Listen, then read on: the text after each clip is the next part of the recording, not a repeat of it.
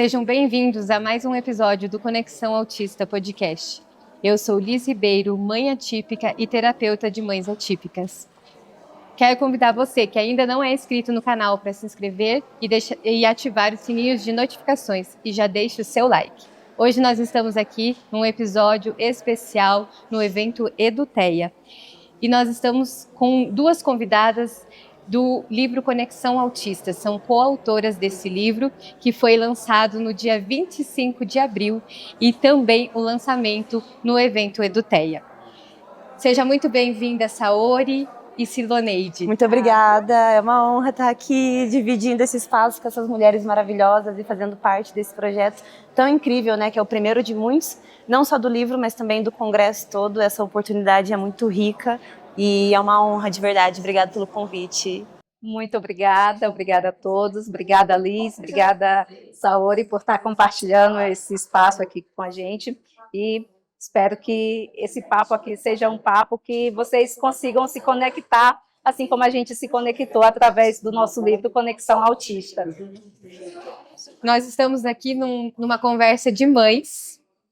Eu, uma mãe atípica com filho nível de suporte 1, Saori, nível de suporte 2 e Siloneide, nível de suporte 3. Então, nós vamos trazer a realidade de cada uma da maternidade atípica que nós vivenciamos, que eu tenho certeza que para nenhuma de nós é leve.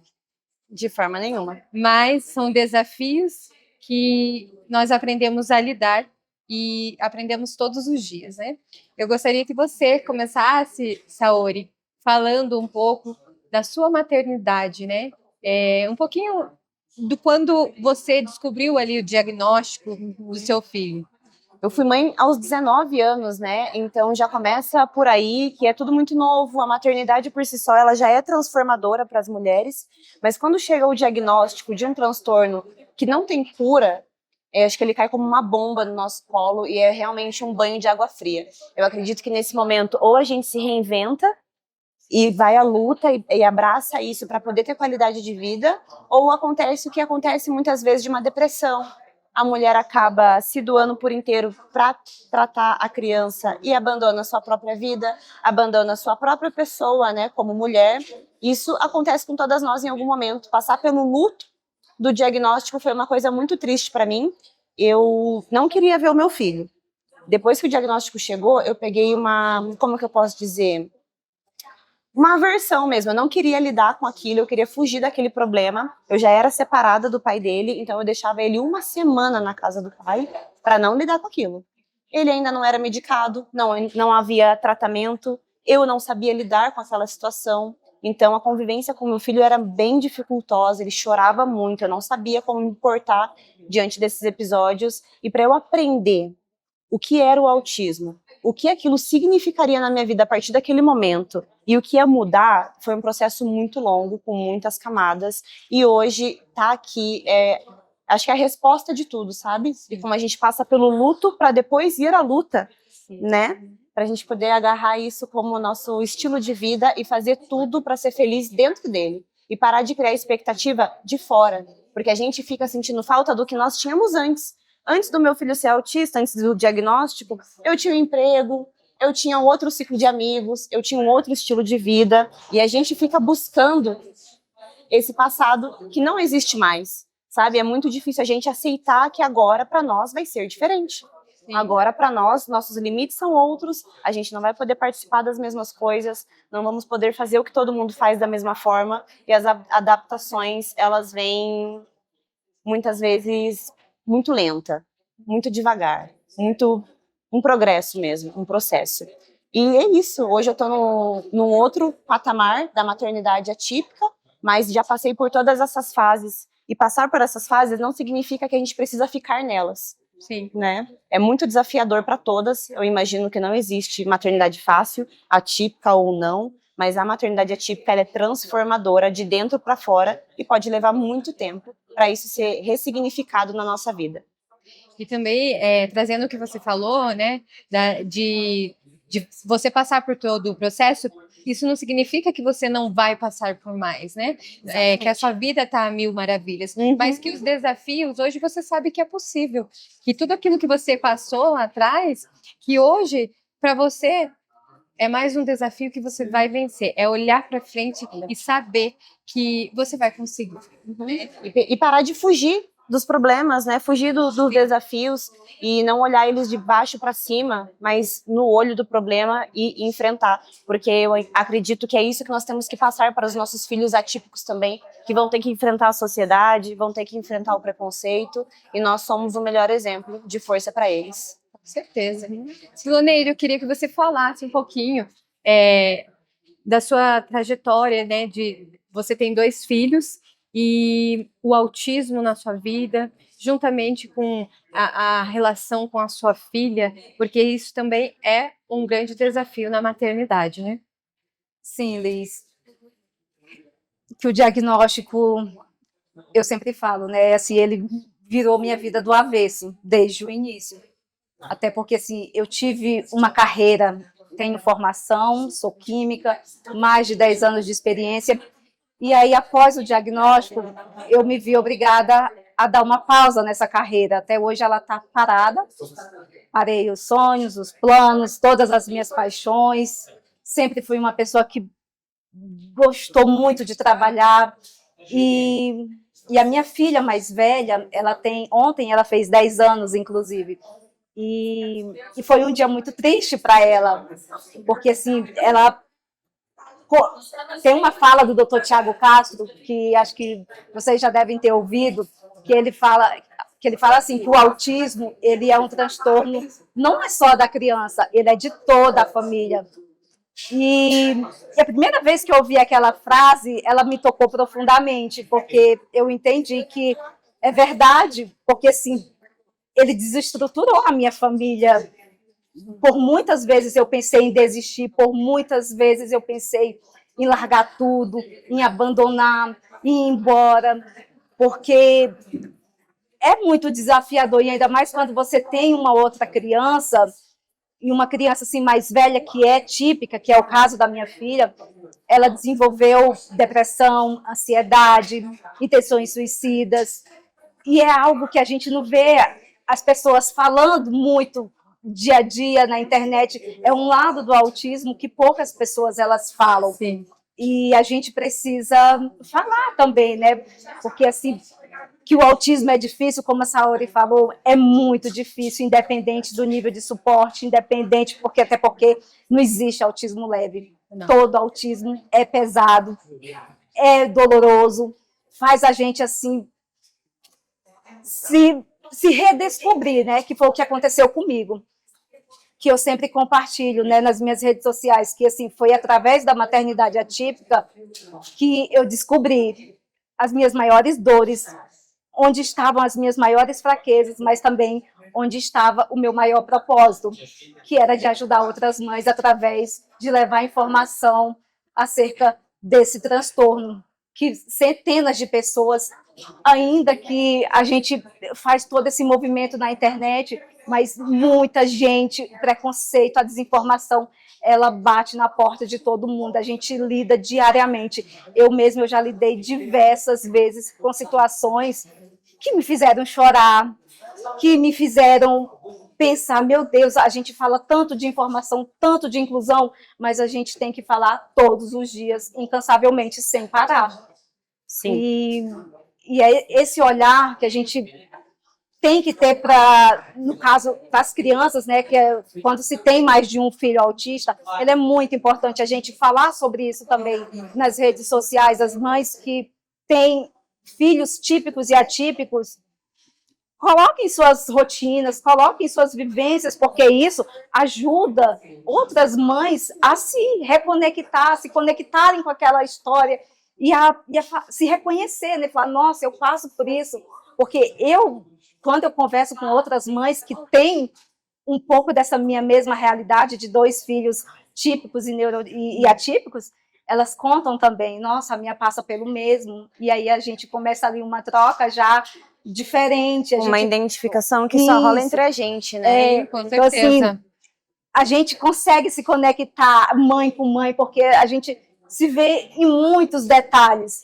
E eu acho que isso é o que faz sentido. A gente se sente acolhida de verdade, sabe? Aquele acolhimento que... Pertencente em algum Sim, lugar, né? Tem uma questão que você falou dos filhos, né? Por exemplo, eu tenho 2 filhos também, né? A minha menina é típica e o meu filho atípico. E conversar, entender. Às vezes a minha filha está num momento e o seu está em outra. E aí, quando a gente conversa, minha filha já passou por isso. Então, olha, eu fiz assim. E a gente vai se adaptando dentro da nossa realidade. Por isso que é bom essa troca, é bom a gente ouvir informação. Às vezes não numa conversa assim, uma com a outra, mas como vocês fazem, a Saori traz, a Siloneide também traz, com relação na internet mesmo, a expor, porque as pessoas assim criticam, mas tem muitos aquelas que precisam ouvir. Que precisa. E naquele momento, muitas vezes ela não vai falar, porque ela não tá bem, mas ela captou aquilo e ajudou. E aí passa lá na frente, você recebe um depoimento. Teve um dia que você falou isso e isso, e me ajudou. Planta aquela sementinha, né? Sim. Que lá na frente vem a florescer. A gente tem que ter muita coragem também para fazer o que a gente faz. Eu, quando tive o diagnóstico, eu comecei a postar porque eu comecei a descobrir um mundo que eu nunca tive acesso, e eu queria mostrar isso para as pessoas. Olha o que eu passo aqui dentro da minha casa, olha como existem pessoas diferentes, olha como isso pode ser um sinal de alerta para um transtorno que ninguém fala. Então, ter essa coragem, você acaba você fica exposta à opinião dos outros, à ignorância dos outros, né? A gente não pode desistir desse trabalho que a gente faz, que é o que faz a gente chegar até aqui e ter um trabalho maravilhoso como o livro Conexão Autista. Sim, com certeza. E dentro dessa maternidade atípica, nós temos, assim, várias famílias e várias situações que acontecem, e eu vejo muito, e eu acho legal o trabalho da Saori, de ela mostrar, com relação a Saori, hoje é uma mãe solo, porém tem um bom relacionamento com o pai, e eu queria que você falasse um pouquinho sobre esse relacionamento, sobre esse permitir o pai a participar. Eu acredito que nós nos tornamos e nos sentimos mães desde o positivo, desde antes do nascimento. Então essa responsabilidade a gente já pega para nós. O pai não. O pai, ele leva um tempo para se tornar pai, e não vou chamar de defeito, mas é uma característica de nós mulheres pegarmos essa responsabilidade para nós. Nós fomos socialmente educadas para servir, cuidar, criar. Então, quando a gente precisa dividir a responsabilidade de um filho com um companheiro, é muito difícil. A gente acha que é tudo responsabilidade nossa. Isso falando de um jeito muito raso. E quando a gente chega na maternidade atípica, a gente tem aquela falsa crença de que só nós conhecemos o nosso filho, só eu sei como é que ele funciona, só eu consigo cuidar, e nisso a gente acaba se sobrecarregando sem querer. E quando a gente vê, a gente pegou toda essa responsabilidade para nós, e o nosso companheiro ali, que muitas vezes até tenta alcançar, até tenta entrar nesse mundo de mãe e filho, mas não consegue, acaba sendo apenas um provedor financeiro, né, que ajuda muito, com certeza, e também faz muita falta quando não tem, mas a gente precisa aprender a dividir responsabilidades. Não é tudo sobre nós, não é tudo só para nós. Filho é dos dois. Eu não sou casada com o pai do meu filho hoje, e também não era quando o diagnóstico chegou, e foi outro processo dividir essa responsabilidade, de aprender a confiar nele. Eu preciso saber que ele é um homem adulto, funcional, e ele tem tanta capacidade quanto eu de aprender a lidar com o nosso filho, de respeitar as limitações dele e de ser um bom pai quando eu não estou presente. O meu filho não vai ter a minha presença o tempo todo, e eu não posso criar ele dessa forma, que ele só consegue funcionar comigo, só dá certo comigo. Ele só segue a rotina, só fica regulado comigo, porque em algum momento eu vou ter que me distanciar do meu filho, seja para a escola, seja para deixar com alguém, seja para viver a minha vida, ou seja para ir numa consulta médica, ir no dentista. Muitas mulheres não se cuidam, não podem ir numa consulta ginecológica, fazer um exame de vista, ir no banco, ir numa academia, porque está sempre com a criança perto. Não tem com quem deixar, e quando tem, não consegue ter a confiança de entregar a vida do filho na mão de uma outra pessoa. Então a gente tem que desenvolver isso dentro de nós, que não é tudo só para nós. Nós não somos salvadoras, nós não precisamos ser essa pessoa que pega tudo e que se sobrecarrega e que salva o mundo. Nós também merecemos cuidado, descanso, silêncio, e aquela outra pessoa que é o seu companheiro de vida, junto ou separado, ele tem tanta responsabilidade e capacidade de fazer o que você também faz. Sim, com certeza. A gente tem que lembrar, porque são papéis diferentes. Com A certeza. criança precisa de um pai, e a gente precisa permitir que esse pai esteja presente, acesse a criança, né? A gente Esteja muitas presente vezes na vida dele. cria um muro sem perceber que fica só mãe e filho e o pai fica de fora, só assistindo aquela relação. Sim. Muitas Nós vezes entendemos que hoje tem estatísticas que falam, né, de pais que após o diagnóstico saem fora. A gente entende isso, só que nós também vemos aquela mãe que não confia no pai. não consegue E ter esse laço, né, de confiança, justamente porque a Exatamente. criança é atípica. Exatamente. Já a confiança materna num pai já tem a resistência. Uhum. E aí, quando fala da maternidade atípica, mas ele não faz isso, mas ele não faz aquilo. Comigo faz. O pai deixa, porque é isso que a criança precisa. A mãe protege e o pai manda para a vida. Sim. E a gente precisa trazer isso, o quanto é importante o papel do pai. Então, a mãe confiar mais. Eu não sou casado, como a Saori trouxe, eu não sou casado, tá, mas não importa, é sobre a criança, não é sobre se vocês se amam ou não se amam. Não é você sobre tem- matrimônio, né? É sobre paternidade. Se fala muito sobre maternidade, e a paternidade fica onde? E o papel desse pai, como ele vai desempenhar isso na vida da criança, não só para ser uma ajuda, uma rede de apoio, alguém que fica quando você precisa, mas para ser ativo, para poder interferir de forma ativa na vida dessa criança e trazer todos os benefícios que a força de um pai tem. Sim, com certeza. Siloneide, trazendo ainda a questão da maternidade que a gente fala, você comentou aqui conosco que você tinha a sua profissão antes, né, do autismo, e aí você acabou deixando para poder viver a vida a maternidade atípica. Eu queria que você falasse mais sobre o seu dia a dia, né, e esse interesse de você voltar ao mercado de trabalho, porque você já comentou, eu tenho vontade de voltar ao trabalho, mas que seja relacionado, que você não deixe o seu filho de lado, porque ele precisa da sua atenção, né? Sim, Liz.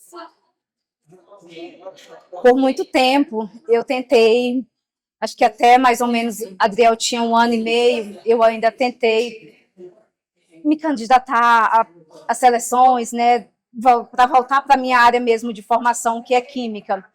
E nesse período, eu recebi inúmeras propostas, mas quando chegava na parte da contratação, de dizer que eu tinha que viajar, que eu tinha que... Porque em todas as minhas experiências, eu viajava o Brasil inteiro. Então, assim, a minha filha, a primeira filha, eu tive uma rede de apoio muito boa, que foi a minha mãe. Eu morei a vida inteira em Rondônia. E vim para o Paraná, que eu moro em Maringá hoje, fez 6 anos esse ano que eu estou em Maringá. Então, nesses 6 anos, eu tive o Adriel, perdi um bebê antes do Adriel. E aí, o processo depois do diagnóstico dele, né, que eu fui tentar voltar para o trabalho, eu lembro que o último passo lá que a contratante ela falou para mim, ela falou uma coisa que daquele dia em diante eu falei, não, eu não vou mais voltar para a minha carreira. Eu preciso realinhar a rota, preciso ressignificar o que eu vou fazer, porque ela falou, Siloneide, você tem um baita currículo, você é uma pessoa extremamente competente, e essa vaga era tua, mas por conta da tua maternidade, a gente não pode contratar você, porque é uma maternidade que vai exigir muito de você. Então, assim, ela me falou assim, como amiga, como uma pessoa que queria me dizer assim, vai cuidar do teu filho, porque ele vai precisar mais de você do que você desse emprego, e ele não vai ter desenvolvimento.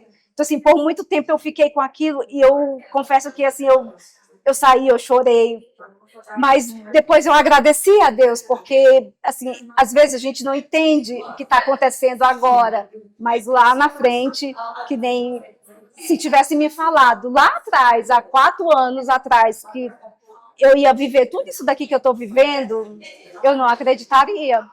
Porque antes de eu começar a falar de autismo nas redes sociais, o meu perfil, que hoje é o Autismo na Prática, que ele alcança aí mais de 20, 30 milhões de visualizações todos os meses, ele já foi um perfil de achadinhos da Shopee, ele já foi um perfil de marketing digital, ele já foi um perfil tudo durante a maternidade atípica, porque assim, eu conhecia o marketing digital já há muito tempo, desde a minha carreira, e aí quando chegou o diagnóstico, quando chegou todo esse processo, eu falei, eu preciso ver o que eu vou fazer. Eu nunca fui aquela pessoa acomodada de depender do marido. E aí o que eu fui lá, criei página e fui estudar e tenho inúmeros cursos de marketing digital. Então, assim, tenho esse conhecimento já do digital.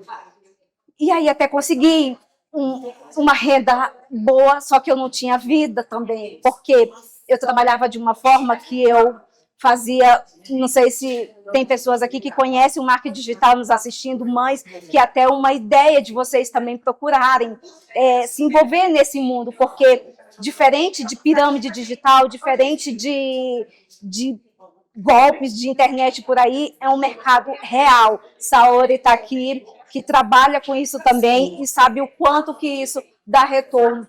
Então, assim, teve épocas, mesmo mês, de eu tirar ali quase o salário quando eu trabalhava na minha última formação, na minha última experiência. Só que eu não tinha vida, porque a Adriel sempre foi uma criança de comportamentos autolesivos, de comportamentos agressivos, de terror noturno, de rigidez cognitiva muito intensa, de distúrbio de sono. Tanto que nesse período da minha maternidade atípica, eu não sei o que é dormir uma noite de sono inteira, porque todos os dias ele acorda e tantas outras comorbidades que a gente tem aí no diagnóstico. Mas o que eu quero dizer com isso, né? Que é possível, sim, a gente se ressignificar nessa nossa jornada. Então, assim, a gente acaba descobrindo versões que a gente nem imaginava que existiam dentro da gente. A gente encontra uma força que a gente jamais imaginou ter. Por mais que todo mundo fale, você é forte, você é guerreira. Eu confesso que eu sinto vontade de chorar quando eu escuto essas... O preço que se paga para ter essa força é muito alto. Porque ninguém, assim, uma pessoa que não vive o que a gente vive, ela fala às vezes assim no intuito de te elogiar, de te dizer assim que você aguenta muito, que você aguenta muito. Mas e na verdade a gente não quer aguentar. Não tem opção, a gente não tem escolha. Ninguém mas idealizou. Tem que aguentar. Eu vou ter que aguentar e pronto. Pegar água. Claro, meu amor. Mas é isso. Bem, realmente, a gente ouve falar muito isso. Você é guerreira, você é guerreira. E talvez, eu já ouvi muito a Saori falar, talvez, realmente, eu sou a guerreira. Mas eu sou a guerreira não porque eu escolhi, ou é porque eu não tive opção. Não tive opção. E eu vou fazer o que precisa ser feito. Eu não vou ficar me lamentando. Vou fazer acontecer. A gente não pode se conformar. O autismo, ele é um transtorno, assim como várias outras comorbidades, né? Ele vem destruindo todas as expectativas que a gente cria quanto ao nosso filho. Então, meu filho vai ser jogador de futebol, fazer medicina, aí o autismo vem e parece que corta tudo isso pela raiz, e você se vê sem perspectiva de vida para você e para o seu filho. Você tem que remanejar tudo na sua vida, mas o fato é que não pode se acomodar. Assim como assim, né? Vai se reinventar, vai trabalhar, passa pelo luto, sofre porque realmente é doloroso, mas depois levanta, lava a cara e vai buscar a qualidade de vida, porque não dá para ficar parado por conta do autismo, senão ele te engole sua família, engole sua vida e o futuro do seu filho. A gente tem essa potência de se reinventar, de buscar um trabalho alternativo, uma outra renda, por mais que seja doloroso, porque doloroso. eu larguei o meu emprego também, tive que pedir para sair de uma empresa que eu já estava há 6 anos, eu amava o que eu fazia, e eu tive que subir no RH com dor no coração, sem saber aonde isso ia me levar. Na época eu achava que aquilo era o fim. Nossa, acabou, tô desempregada com um filho que tem uma deficiência sem cura, e agora, e olha a gente aqui agora. Pegou toda essa dor, ressignificou, levou para outras mulheres, levou o mundo afora, Brasil afora, e conseguiu transformar do limão uma limonada, né? Sim. Mas há um alto preço também, né? Não é fácil. Não ficou mais fácil. Exatamente, não estamos falando aqui de facilidade, que agora a nossa vida é tranquila, linda, é maravilhosa, tudo só subindo. Não existe isso. Os desafios só mudam, né? Nós estamos na montanha-russa. Isso. Só que quando ela desce, a gente faz ela subir de novo. E é sobre isso, né? E uma coisa, Liz, só interrompendo, uma coisa sobre quando a gente fala assim, que às vezes pode assustar a pessoa do outro lado, né? Quando a gente fala que o autismo é um transtorno que não tem cura, de fato, não tem cura. Mas isso não significa que ele vai ficar naquele determinado ponto para sempre. Então, assim, a gente como pai, como mãe, a gente precisa lutar, por mais que não tenha acesso a terapias, estuda, vai para o YouTube, vai para a internet, vai pesquisar. Hoje a gente tem tantas informações, tanto conteúdo de qualidade para a gente conseguir adaptar dentro de casa e estimular o desenvolvimento dos nossos filhos, porque é o que a gente mais deseja como pai, como mãe, é ver os nossos filhos evoluírem. E claro que para isso demanda de muita entrega, de muita paciência, de muito esforço e principalmente da mãe. Com certeza. Com certeza. E para você que está nos assistindo, quero convidar, se não adquiriu o nosso livro ainda, que pegue o seu celular e coloque no QR Code que está aparecendo na tela para você. E adquira ele, que está sensacional, com a história dessas duas maravilhosas aqui, ensinando muito. Aqui é só uma palha do que está aí no livro. Com mais profissionais, com muito conteúdo de relevância que vai mudar muito a vida de muitas pessoas. Saori, eu gostaria que você falasse agora um pouco desse cuidado com a mãe, né? Porque a gente vê o que tudo a gente falou não existe se não tiver o cuidado.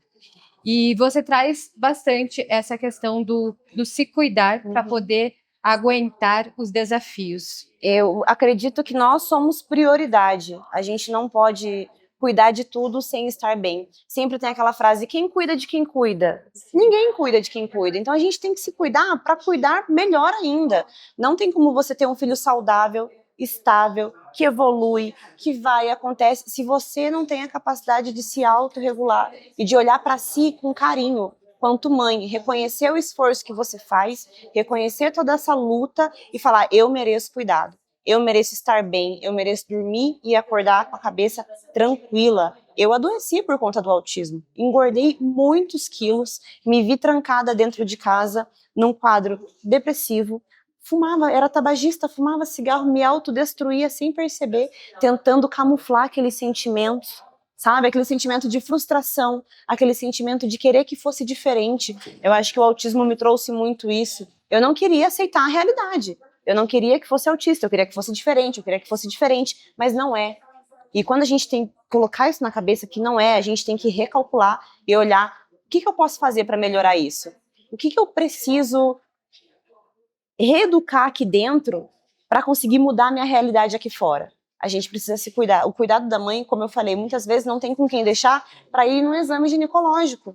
Qual foi a última vez que a gente foi? Não, hoje eu vou cuidar de mim. Não, hoje eu vou ver a minha saúde. Eu abordo muito esse tema porque eu considero o autismo um estilo de vida, né, onde tudo é diferente e para isso a gente precisa estar bem com a gente mesma, para poder enfrentar tudo isso, que não é fácil, não fica mais fácil, pelo contrário, os desafios só vão mudando, as crianças crescem e de repente pode chegar um outro filho, pode chegar uma outra oportunidade, um outro acontecimento que vai exigir de você essa estabilidade, de saber que você consegue, não só mentalmente, mas fisicamente também, né? Eu falo muito para as minhas seguidoras sobre academia, sobre alimentação, porque a estética é uma consequência de tudo isso. Você, eu vou ficar bonita, vou não sei o quê, é uma consequência. O que vem antes, o que vem de dentro para fora é muito mais importante, porque você se desafia, você acaba se reeducando. O pensamento é força criadora, a gente precisa acreditar em nós e acreditar que a gente pode enfrentar todos esses desafios, por mais difíceis que eles sejam, e os próximos que virão. Então a gente precisa sim se cuidar, se olhar com carinho, se respeitar e não achar que somos heroínas, né?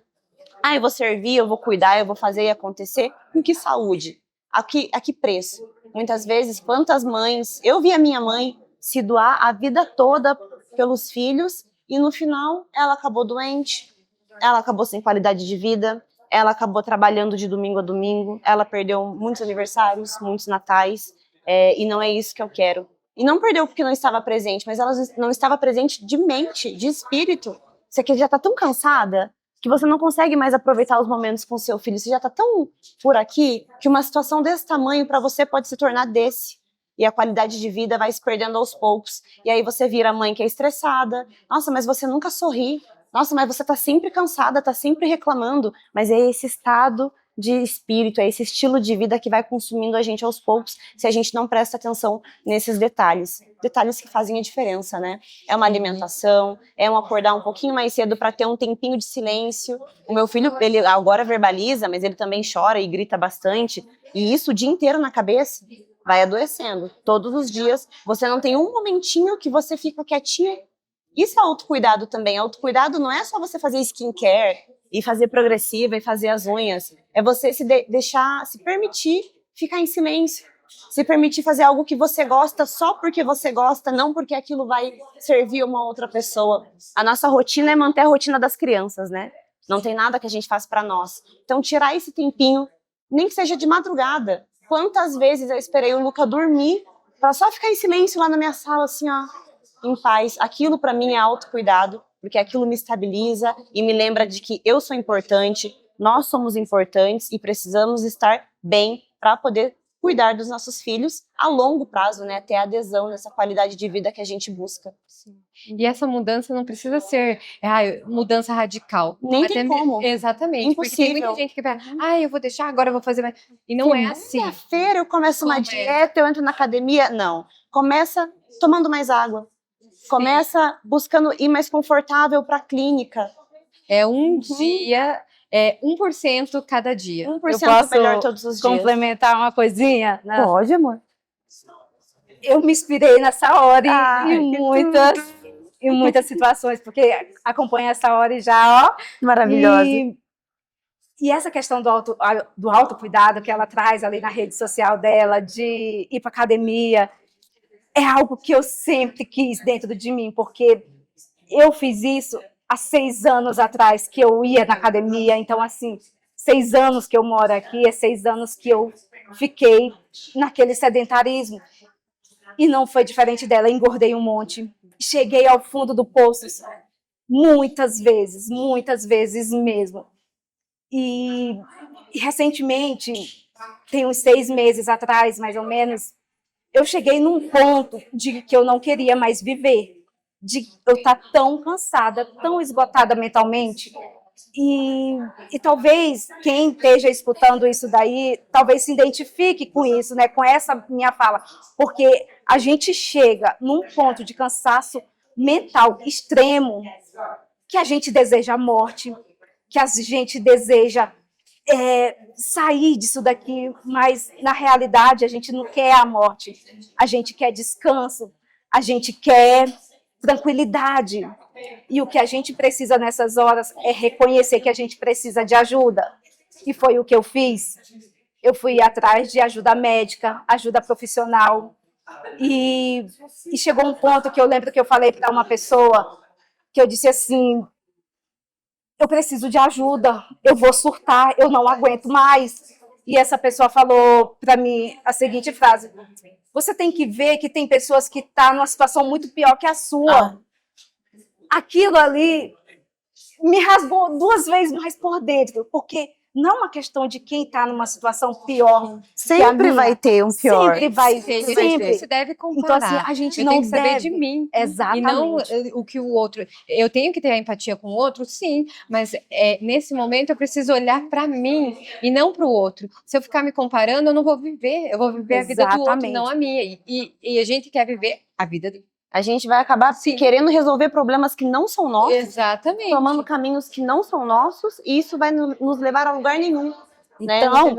Então, essa questão de a gente olhar para uma realidade, assim, pode ser até na rede social, porque tem muito isso, né? A gente olha ali a realidade da pessoa ali na rede social e fala, nossa, ela parece até com a minha, mas a minha é muito mais difícil que a dela. Ela tem um carro para andar, eu ando de ônibus. Faço porque ela tem tal coisa e eu não tenho. Então, eu não faço porque ela mora perto da academia, eu tenho que pegar 2, 3 ônibus. Então, assim, gente...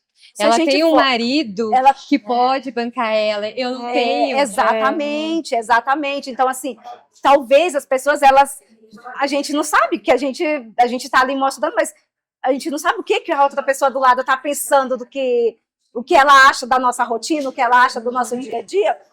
Mas, e às vezes ela cria essa própria, eu digo assim, que a mente dela é a própria vilã dela, né? A gente se projeta nos outros, exatamente, né? Exatamente. Então, assim, evitem essas comparações, evitem colocar desculpa para não se cuidar. E aí, voltando à questão que há 6 meses atrás eu cheguei ao fundo do poço de não querer mais viver, de planejar minha própria morte, eu pensei, não, eu preciso de ajuda médica, ajuda profissional, e fui atrás. Hoje eu sou medicada, tô fazendo tratamento. E não é vergonha nenhuma. E não é vergonha nenhuma, gente. Porque pra gente conseguir manter a rotina, isso eu conto no livro, uma parte dessa história eu conto no meu capítulo, que a gente, não é feio a gente dizer que precisa de ajuda. A gente, e por muitas vezes, por questões das outras pessoas, assim, dizer, não, você tem a vida que muita gente queria ter. Você tem um marido, mas um marido que, por mais de 3 anos, o meu marido, ele viajava e eu ficava sozinha todos os dias, com 2 crianças sozinha, sem família por perto, sem rede de apoio. A minha família está a 4.000 quilômetros de distância de mim. Então, assim, eu não tinha com quem dizer assim, olha, fica com ele enquanto eu vou tomar um banho. Por quantas vezes eu me lembro de entrar e sair de ambiente chorando, carregada de chorar.